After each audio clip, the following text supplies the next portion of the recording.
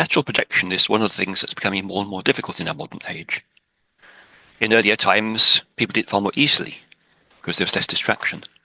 It seems that all the modern addictions and stresses are making it almost impossible. It's blocking the flow. So people try to struggle with it for a while and give up and go back to a boring, mundane life. But there is a way through this. On my upcoming magical membership workshop on astral projection, I'm going to be showing you how to deal with and heal these modern addictions and stresses to return a flow to your spirituality.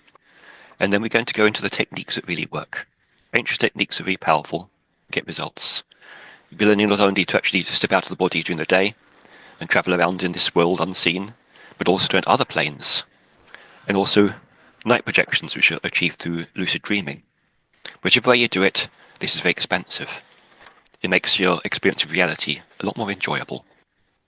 So if you'd like to go at this, you've tried before and given up, this is the way through. Come to this workshop, they'll help you get there.